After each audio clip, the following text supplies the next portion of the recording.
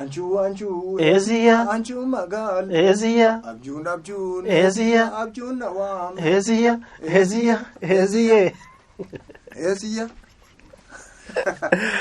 Akkam jirtu kabajamtoota daawwattoota keenya kan daawwataa jirtan sagantaa yeroo kaayyooti. Sagantaa yeroo kaayyoo keenya irraa immoo keessummeessaa kan isin waliin turu Abbabaa Magiraati. Qophii kana irratti immoo keessummaa ta'e kan isin waliin turu Tamaam Takkaalinyi. Egaan daawwattoota keenya hanga xumura qophii keenyaatti yoo waliin turtan sirboota koo hagammaatoo jedhee gaggabaabsee simbiraangaa akkasumas immoo hojii koo keessatti mudannoo qabu simbiraangaa kan waliin turu ta'a. Turtii gaarii isiniin jenna. Esiyaan egaa sirba Tamaam Takkaalinyi hordoftoota keenya har'a mudannoo inni qabu muuxannoo gaggaarii inni qabu kaasaa kan turru ta'a jechuudha. Maarree abbaa ogummaa hedduuti. Qophiin kun immoo akka bareedee simbira gahuuf ispoonsara qabna. Qarcaan ishee Trading ispoonsara Plaatineemii qophii kanaa hordoftoota keenya ergaa isaanii hordofnee walitti deebinaa nu faana tura. Saayitiiwwan 55 olitti buna oomishuun biyyoota alaa 20 olitti buna qulqulluu sadarkaasaa eeggate gabaa addunyaatiif kan ergu dhaabbanni daldala buna qarcaan ishee teeknooloojiiwwan haaraa akka biyyaatti yeroo jalqabaatiif galchuudhaan bunni bosona tokko malee oomishamuu akka danda'u dhugoomeera. Teeknooloojiiwwan garagaraa oomisha bunaa saffisiisuu danda'u gara biyya keenyaa galchuun adda dureedha. Carraa hojii namoota 25,000 oliif dhaabbii fi yeroodhaan uumeera. Sharafa alaa doolaara miliyoona 86 argamsiisuun sadarkaa tokkoffaa argateera. Dhaabbata aantummaa uummataatiin galateeffatameedha. Buna qulqulluu oomishnee gabaadhaaf haa dhiyeessinuun ergaa keenya. Buna qulqulluu gatii gaariidhaan dhaabbata daldala bunaa qarcaan ishee.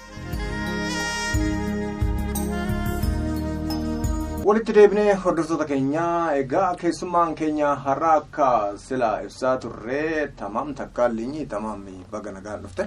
Sinis baga nagaan eeddan. Talagaa eesiyyaa jechaati turre sirba kee keessa isa bareedadha. Ati abbaa ogummaa hedduuti gaazexeessadha, poolisiidha akkasumas immoo waltajjii gaggeessitaa kan biraa maal? Weellisaadha. Kamtu ulfaata garuu? Hunduu fedhii barbaachisa. Fedhii of keessaa qabda taanaan hundumaa wal simsiistee deemuun baay'ee ulfaataa miti. Garuu ogummaa kana hunda bakka tokkotti qabatanii deemuun hin ulfaatu? Inni tokko anaaf isa tokko na deeggara. Keessattuu waltajjii hojjedhu sirbuun koo bakka dadhabbii koo sila waltajjii irratti qabu sana isa sana na deeggara. Hundumtuu wal danda'ee mataasaa of danda'ee deema. Hundumtuu mataa isaatti ogummaa baay'ee ciccimaadha. Garuu jara kana wal qabsiisanii deemuun ulfaataa hin ta'edha. Iluu Baaburitti kan ati dhalatte yeroo ammaa immoo baandii gaachanaa Oromiyaa yookaan immoo poolisii keessa kanatti jirtu akkamitti gara baandii kana dhufte? Ana akkumatti jalqaba jette kanan naannoo godina Iluu Abbaaboritti yeroo naannoo godina Iluu Abbaabor jiru kana baandii sagaleen Iluu keessan ture baandii aadaa kan godinichaa jechuudha. Koomishiniin poolisii Oromiyaa baandii hundeessuudhaaf barbaadee naannoo Oromiyaa guutuutti beeksisa baasuudhaan yeroo baandii gaachana poolisii Oromiyaa dhaabuudhaaf beeksisa baasu anis godina Iluu Abbaabor irraa dhufee dorgomee baandii kana seeneen asuma miseensa baandii gaachana poolisii Oromiyaa ta'ee as ture jechuudha. Sirboota meeqa qabda? Sirboota kan kiliippiidhaan hojjetaman namoota wajjinis ta'ee dhuunfaadhaan gara kiliippii 8 amma kan hojjetamee jiru jechuudha. Awudoonis immoo kan hojjetamanii kan jiran jiru. Tolegaa eesiyyaa jennee turre samee anatu jedhe ati immoo sagaleedhaan jedhee. Sagalee kan akka carraatee xiqqoo ishee saayinasii kan akka na cufee jira. Atis na of kolchee jecha eesiyyaan sirba naannoo godina Iluu Abbaaboritti sirbamuudha. Eesiyyaan sirba durbaa jedhamee beekama. Sirba durbaa kan dargaggeessaa fi dargaggeettii walitti sirban jechuudha. Sirbi kun yeroo baay'ee halkanii kan sirbamu. Maatii eeyyamsiistee intalli tokko sirba dhaabbattee jedhama. Maatii eeyyamsiistee erga sirba sana dhaabdee booda kan bakka garaagaraatti wal waamee dhufanii sirbamuudha jechuudha. Barcuma abbaa firrisaa dheeraa dhimmi yaabbatu akkattuu na jibbitaa deegaa firriin jaallatu. Anchuu eeziyaa anchuu magaal eeziyaa abjuun eeziyaa abjuun nawaam eeziyaa afaan wallaal eeziyaa maatii waam eeziyaa. Eziya.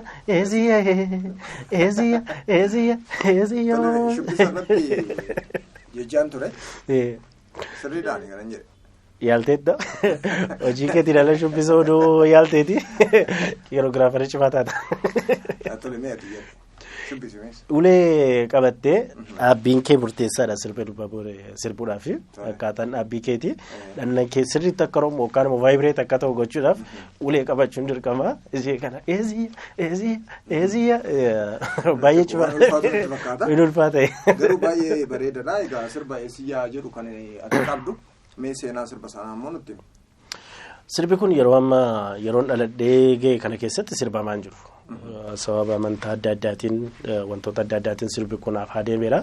Bakka tokko tokkotti baadiyyaa keessatti sirbameedha. Garuu sirba kana maatiin koo maatii aadaa keessatti guddatanii waan ta'eef keessattuu sirba kana jalqabaa hanga xumuraatti barreessitee kan naa kennite haadha kooti. Haati koos abbaan koos sirba kana sirbaa guddatanii dhufanii haa ta'uyyuu itti dhiyeenyaan immoo haati koo sirboota aadaa keessatti gahee olaanaa waan qabduuf iseedha sirba kana barreessee kan naa kenne. Ani immoo fideetan akkaataa kilippiidhaa fi istiidiyoodhaan mijatutti godhee qindeessee hojjedhe jechuudha. Harmee teenya egaa guddisnee galateeffannaa artii Oromootiif waan guddaa gumaachaniiti jiru. Sirba kana affeeriti sana booda immoo walitti deebina. Har'a istuudiyoo keenya keessatti gaazexeessaa, poolisii akkasumas immoo weellisaa fi ogeessa waltajjii tamaam takkaallee waliin kan jirru. Sirba aadaati. Siyyaanii egaa sirboota aadaa immoo hedduudha kanatti sirbitu. Sirboota aadaa kanneen akkamitti qoratta kan jedhu mee oduu kaafne muuxannoon kee maali? Sirboota aadaa namoota sirba aadaa beekan wajjin wal beekuun dirqama ta'a jalqabachuudha. Sirba aadaa hojjechuuf nama aadaa beeku argachuun dirqama ta'a. Namicha aadaa beeku sanarraa jalqaba orijinaalii isaa fudhatta. Akkamittiin sirba aadaa sun akkaataa inni ittiin hojjetamu uummata keessa akkamitti jira kan jedhu isa booda akkaataa meeshaadhaa ta'utti akkaataa istiidiyoodhaa ta'utti qindeessitee fiduun kan keeti garuu dursa aadaa sanatti siqtee beekuun immoo dirqama ta'a jechuudha. Namoota lama sadiirraa namoota gurguddaarraa jaarsolii biyyaarraa qorataa deemuun akkaataa kanaatiin sirboota aadaa amma wanaatti hojjedhe qorannaa namoota gurguddaarraa fudhachuudhaan jechuudha.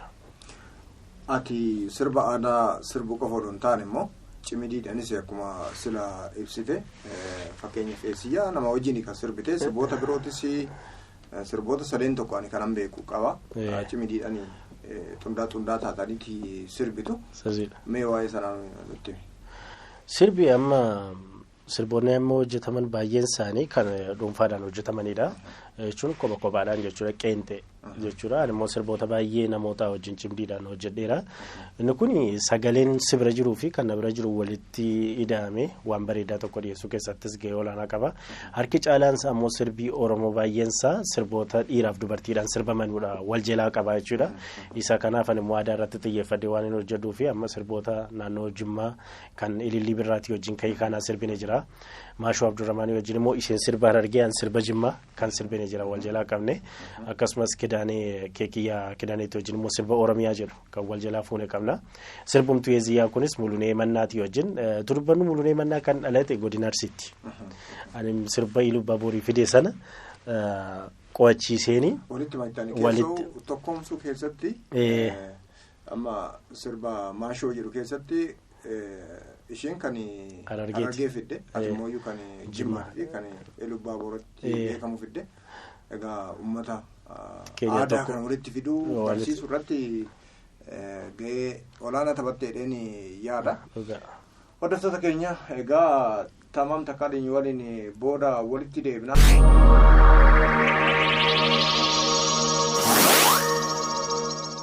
Qophiin keenya ammas itti fufeeti jira.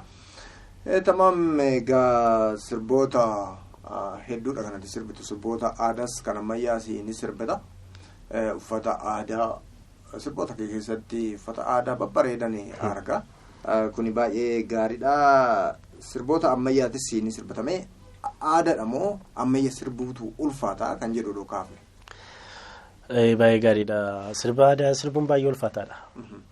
Sirba aadaa keessatti uummata sana ibsita waan ta'eef hanqina tokko tuun qabaatiin akkamittan hojjedha kan jedhu baay'ee ulfaataa ta'a. Harka caalaa immoo sirba sana uummatni hin beeka waan ta'eef cimina kee irra hanqina kee irratti xiyyeeffatee kan dhaggeeffatu iddoo akkasiitti dogongoreera siin jedha. Iddoo akkasiitti dogongoreera bakka kana guuttachuudhaaf deebi'ee immoo aadaa kana orjinaalii isaa dhiyeessuudhaaf baay'eetti dhimmamtaa. Sirba aadaa hojjechuun baay'ee ulfaataadha.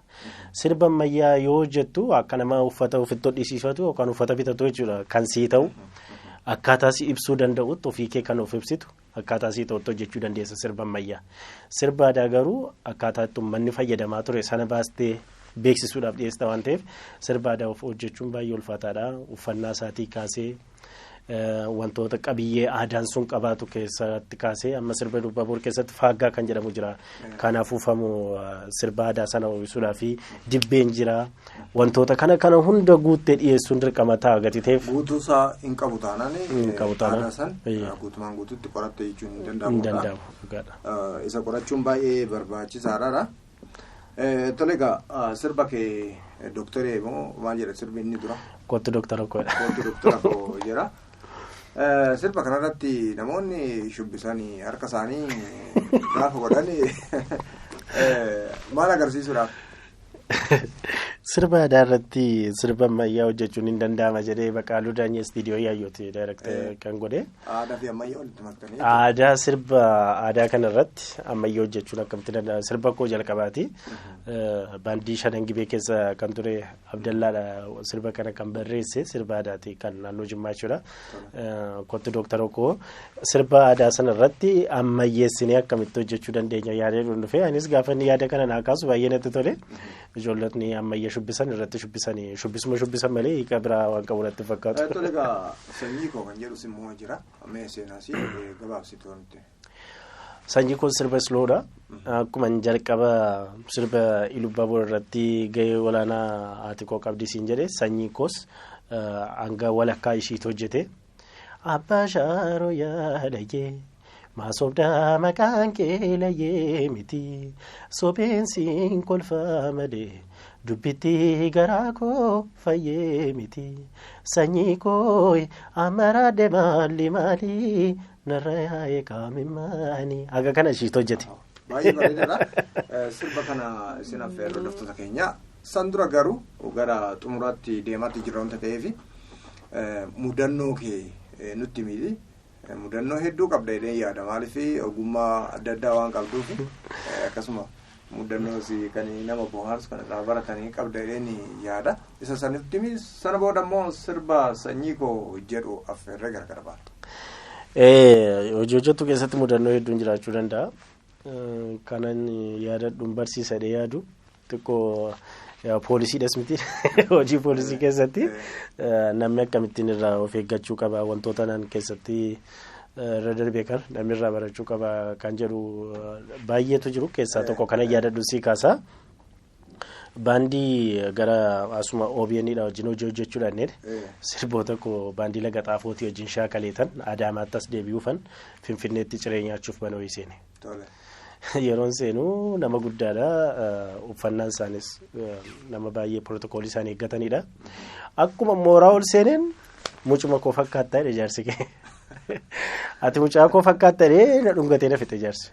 Maal mucaa kootiin wal fakkaattu bilbilaanis wal siquunnamsiisaa qaamaanis dhufee argita.